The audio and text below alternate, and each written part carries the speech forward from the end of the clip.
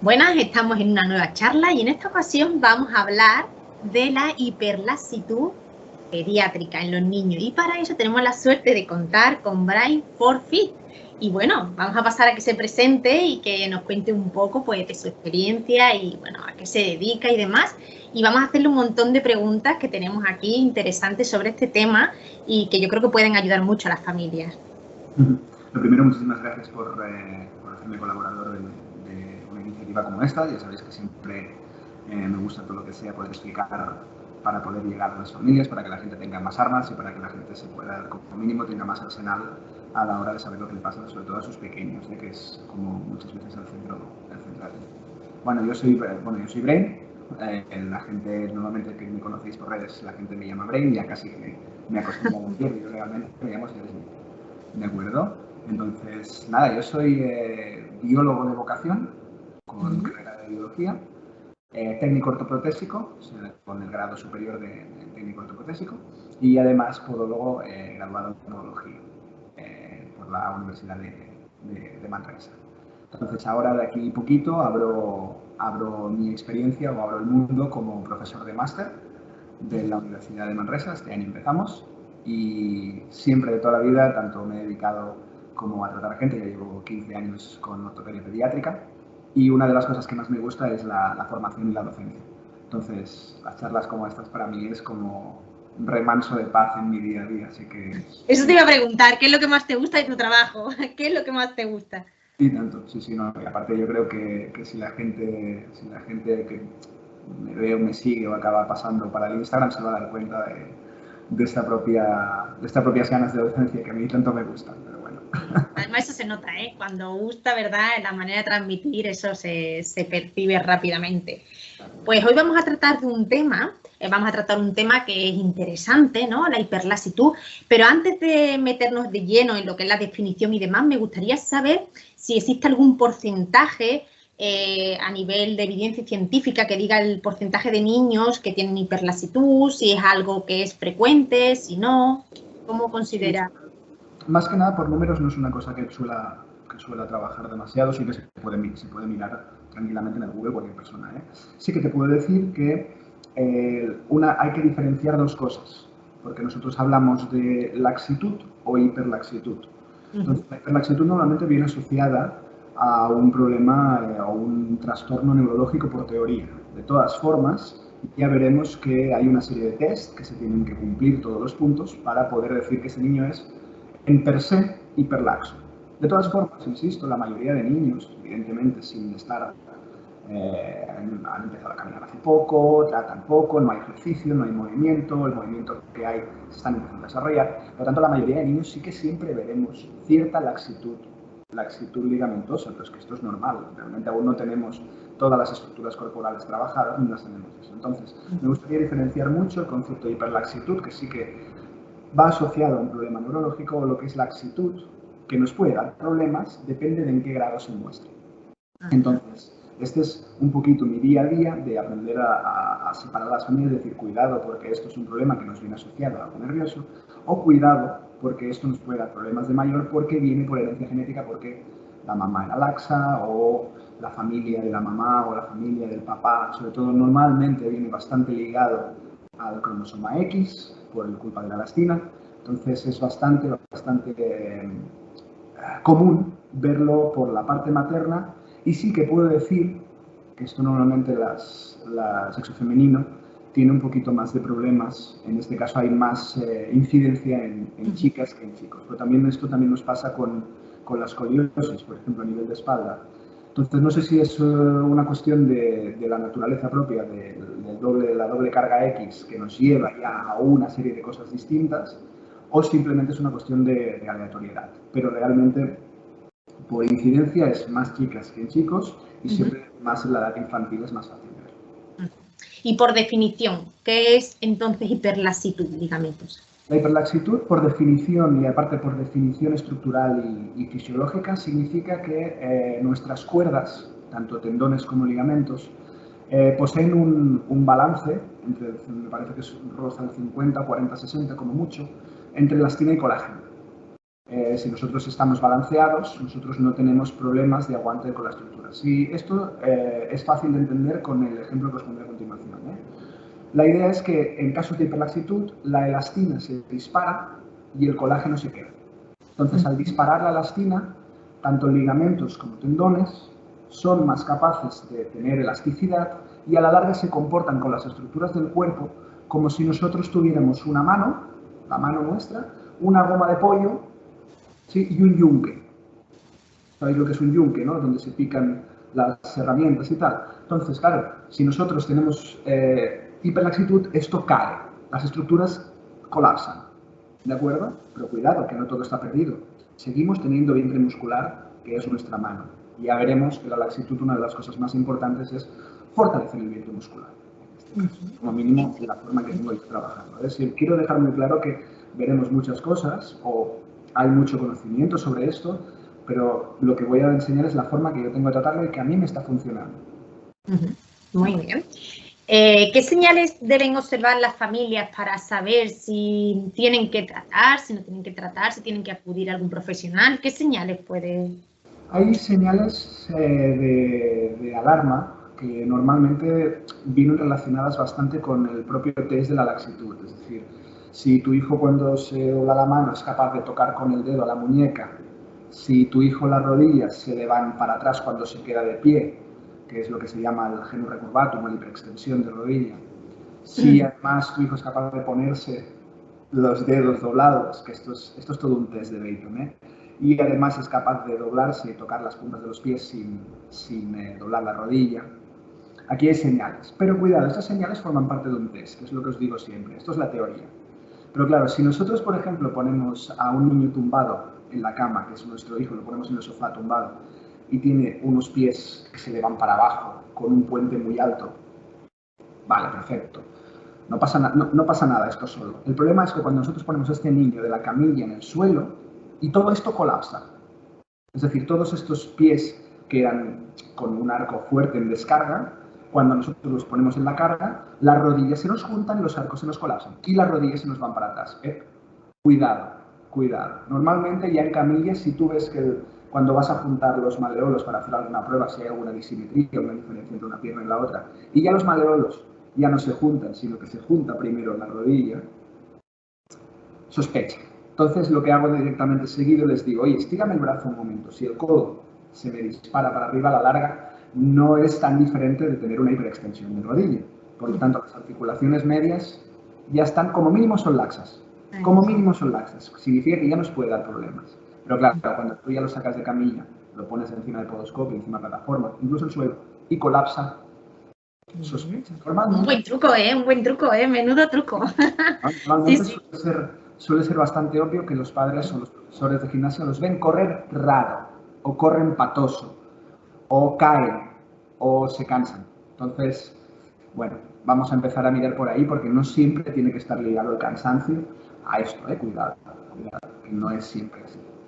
¿Vale? ¿Y se trata, la hiperlaxitud se trata? ¿Qué se hace en eso? La laxitud no se trata, de hecho la hiperlaxitud o la laxitud acompañará siempre, es decir, nosotros siempre tendremos los mismos coeficientes o los mismos balances de elastina y colágeno. Yo tengo familiares que son hiperlaxos y están vivos, no ha pasado nada. Sin embargo, es bonito verla en adultos, porque por ejemplo, mira, tengo un caso muy concreto de un señor que es mecánico, toda su vida ha trabajado de mecánico, pero es laxo. Entonces, ¿qué pasa? Que cuando yo le doblo los codos o le doblo las manos, no cumple ningún test. ¿Qué significa? ¿Que ya no es laxo, que ha desaparecido? No, no nos volvamos locos. Porque en piernas, él sigue comportándose de forma laxa. Se me colapsa, de la camilla, suelo, se me colapsa, me junta las rodillas, me hace un pie plano o algo muy exagerado. Pero sin embargo, como él ha estado trabajando de mecánico con las manos todo el día, ¿qué ha hecho? Fortalecer el vientre muscular. Si ha fortalecido el vientre muscular, es imposible que el codo se me vaya para arriba. ¿Me explico? Entonces, si sacamos un poquito de piezas buenas, sabemos que mediante un tratamiento ortopodológico que nos frene estas caídas estructurales de rodilla y de pie y de tobillo, más un ejercicio físico de fortalecimiento del foot core, vientre muscular del pie y lo que se llama la musculatura extrínseca del pie, que es la de la pierna, puntillas, talones, cuádriceps, Todo esto es reforzar el vientre muscular y a la larga acabaríamos con como el señor disimulando o enmascarando la laxitud que siempre estará contigo, está en tu código genético. Esa apreciación es súper importante, es importante saber, sí, sí. Y entonces existen diferentes tipos de tratamiento, ¿no? Pues sí, yo la verdad es que el tratamiento que hago intento que sean siempre los tratamientos más completos que nada, a pesar de ser un gran amante del soporte plantar, como se podrá ver en mi Instagram, si la gente se pasa o lo que sea. A mí me gusta el soporte plantar porque me gusta trabajar con las manos, aparte consigo bastantes cosas, me he especializado muchísimo en hacer cosas bastante complicadas con esto, con buenos resultados. Entonces, vale, a mí me gusta el soporte plantar, pero no nos volvamos locos de nuevo. Es decir, el soporte plantar solo no deja de ser una órtesis, una cama para el pie. ¿Verdad que nosotros cuando vamos a entrenar o vamos a hacer una actividad física rendimos mejor si hemos dormido 8 horas? Pues yo lo que le propongo al pie es trabaja con actividad física, pero duerme en mi plantilla o duerme en mi soporte que trabaja bien. Ahora bien, si yo lo que trabajo son 4 directrices, cuatro líneas de trabajo cuando viene un niño hiperlaxo. Lo primero es el peso. El peso para mí es el peor enemigo de la laxitud. El peor enemigo. Si un niño, además de ser hiperlaxo o laxo, tiene sobrepeso, significa que todas las estructuras se nos van a colapsar cada vez más. Es decir, toda la tendencia del cuerpo va a ser a trabajar hacia la parte central.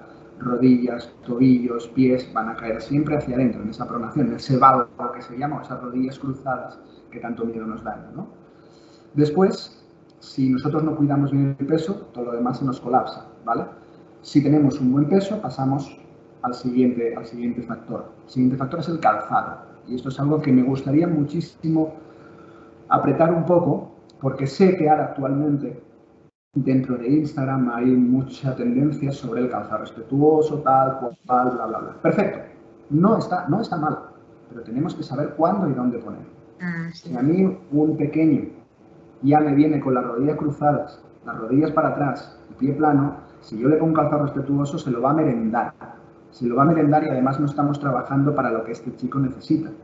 Por lo tanto, familias que vienen a consulta y te dicen, es que yo ya le pongo los zapatos respetuosos. Digo, ya, pero si me estás viniendo a mí, es que ya no podemos trabajar con esto. ¿Me explico? Entonces, quiero tener muy claro que el calzado y la laxitud tiene que ir acompañado de lo que a nosotros nos pasa. ¿Qué significa lo que a nosotros nos pasa? Se nos caen los pies, se nos cruzan las rodillas, se nos van las rodillas para atrás.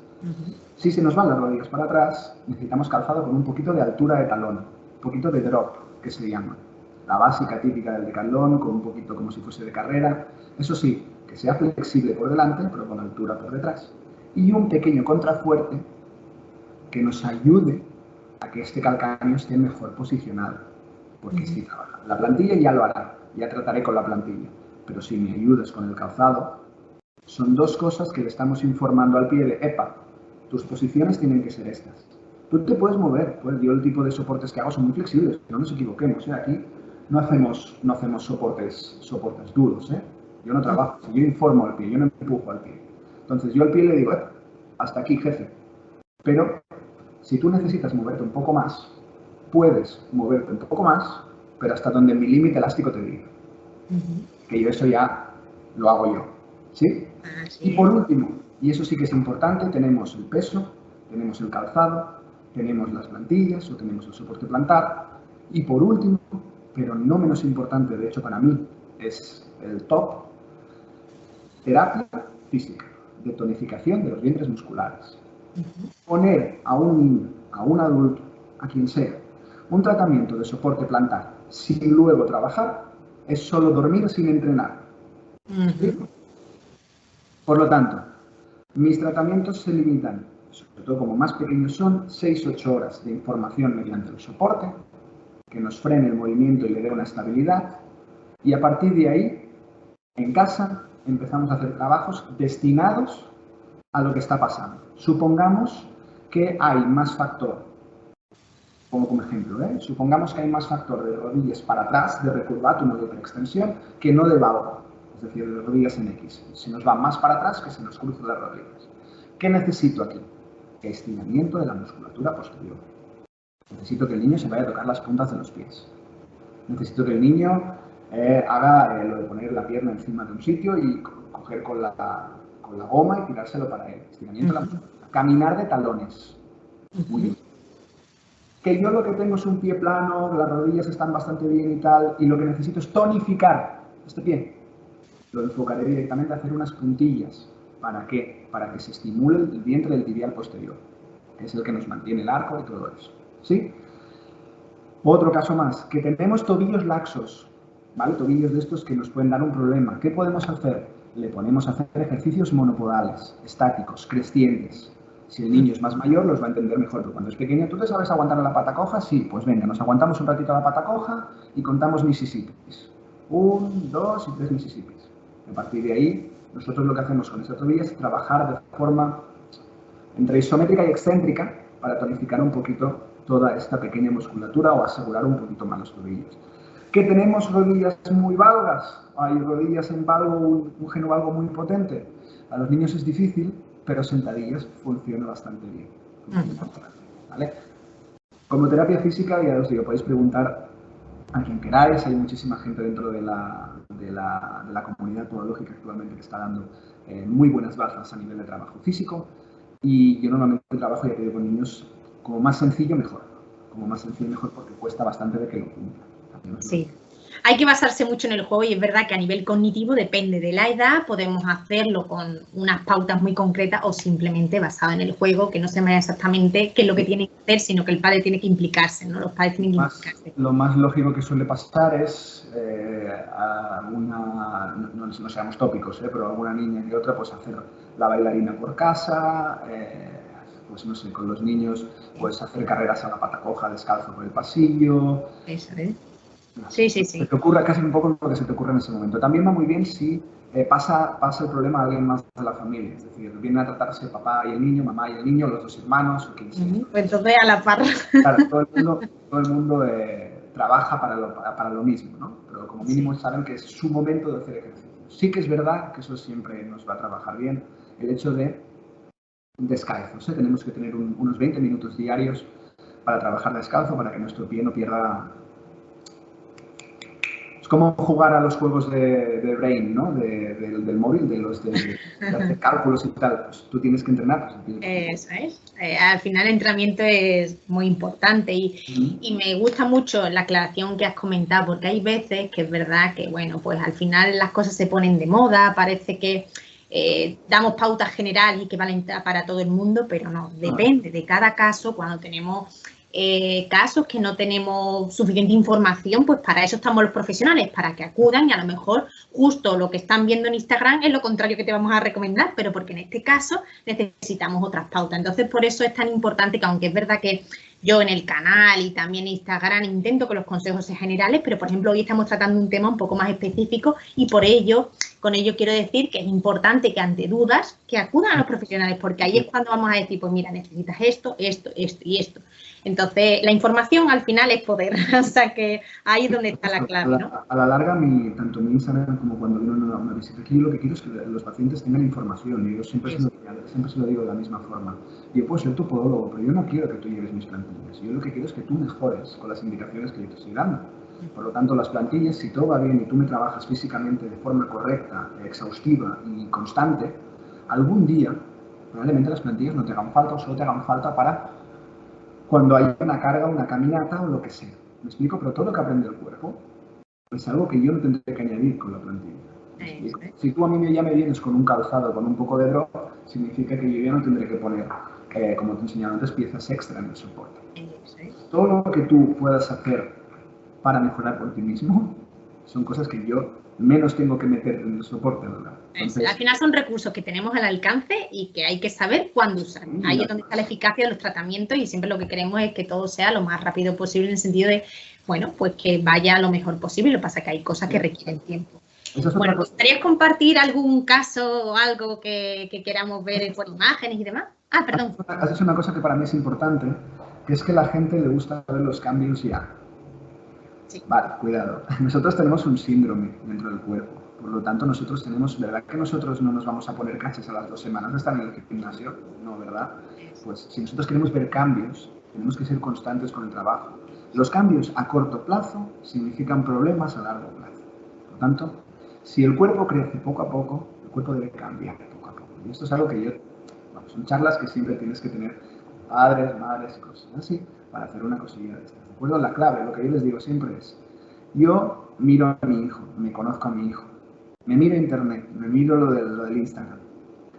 Y a partir de ahí, en lugar de ya ir a buscar lo que me pone en Instagram, leo bien las publicaciones, porque se tienen que leer bien lo que pone ahí. Y a partir de ahí comparo con mi hijo. ¿Mi hijo entra dentro de esto? No. Voy a ver a un profesional. Sí, voy a ver a un profesional, igualmente. ¿Me explico? Es muy importante. Antes de decidir comprarte el zapatito, antes de decidir hacer esto, hacer lo otro, ves a una revisión podológica. No cuestan nada, me refiero. Es una revisión como la del pediatra, como la del esto, pero para los pies y para la biomecánica. ¿Sí?